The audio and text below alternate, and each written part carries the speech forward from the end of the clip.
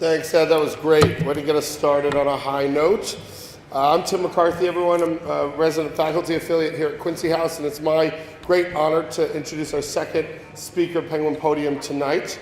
A fellow senior, a VES concentrator, Lance Katigbak from the Philippines, who, while he's been here at Harvard, was the founder and former president of Springboard, a design club that he's going to talk a little bit about tonight. He's been active in TEDx, Harvard College, the Harvard Project for Asian International Relations, HSA, and he's currently a member of the media team for the class of 2016 Senior Class Committee.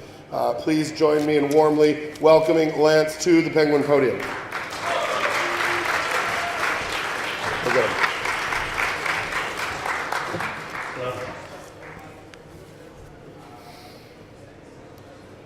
Last summer, I was organizing a conference, and I had the honor and privilege of designing the certificates. I thought it would be simple enough. You make them, you print them, you give them. Impossible to screw up.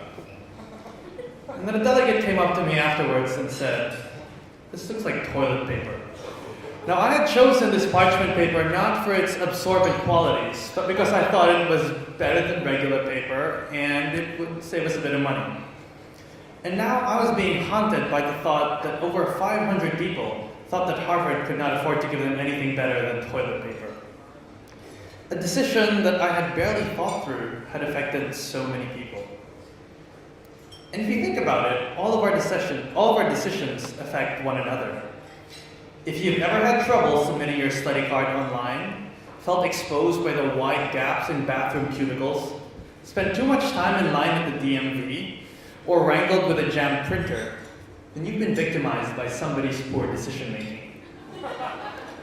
And if you've ever sent a 6-paragraph-long email to a very busy professor, organized an event in an obscure room in your house and told people without telling people how to get there, or given a presentation that used slides with bullet points, then there's a pretty good chance you probably victimized others with your poor decision-making too.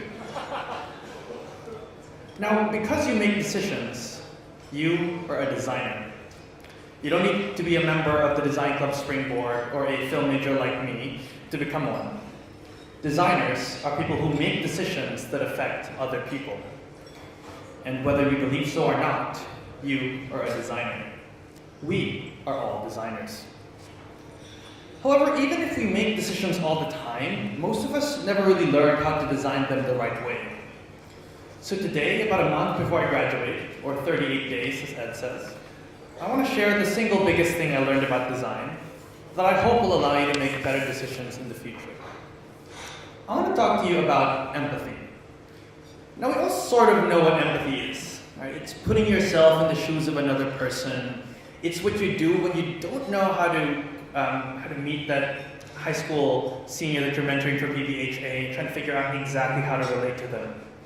It's the human connection that you try to build with the Syrian refugee to try to internalize how they feel. But I think that empathy should go a step further. It shouldn't just be a way that we react when we meet somebody who's different from us. Rather, empathy is anticipating how others will perceive every decision that we make. It's going out of our way, even when it's inconvenient, to make things better for somebody else. Ultimately, empathy is a way for us to find out how to create the most impact in another person's life. Last summer, I ruined the conference for many delegates because I failed to empathize with them. I didn't bother thinking about how they would perceive the piece of paper that I would give to them, because this was proof that they'd attended this Harvard conference. I failed to create the impact I wanted because I failed to empathize. Now, my failure at empathizing had relatively benign consequences. But let me share with you a story where the stakes were much higher and the consequences much greater. A few years ago, a designer at GE named Doug had designed this MRI machine. He was really proud of this technological marvel and wanted to see it in action. So he went to a children's hospital and watched kids. But to his shock and horror, these kids were so scared of this machine, they had to be sedated. And when you sedate someone, the risks go much higher. And so he tried to empathize with them. Doug talked to these kids, he talked to their parents, he watched them, and he realized but they were scared of the mysterious loud noises that this foreign-looking beige machine made. And so he changed the exterior of the MRI machine and turned it into a spaceship. And he told the kids that they had to stay very still because they were going to go on an outer space adventure. The parents were relieved, the risks were decreased, and the kids were now going into outer space. Now, just like most of you, I will never design an MRI machine. But before I do anything that affects other people, I like to ask myself 3 questions. 1, who is it for? 2, what are they going through? And 3, how can I be as helpful to them as I can? I think these are good questions to ask because they force you to rethink your default response. By incorporating empathy into your decision-making, you maximize the impact that your decisions can make. That's why I think empathy is the single most important factor for every decision that you will ever make, big or small. For example, if you normally publicize an event by forwarding a 4-paragraph long email to Quincy Open, when you empathize, you wonder whether or not people would actually read all 4 paragraphs, and maybe you'll change the structure of it. If you normally use scientific jargon when talking about your research work at a lab, you remember that most people don't actually know what a double-blind randomized control trial is, and so you explain it to them.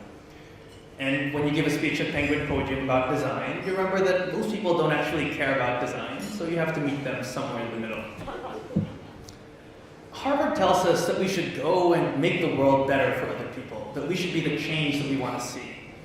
We can do that, yes, through the skills of research, writing, public speaking, leading that we learn in our time here. But really, we make the world better when we make better decisions. It only makes sense that we refine our abilities as designers. So don't just be the change, design it. Thank you very much.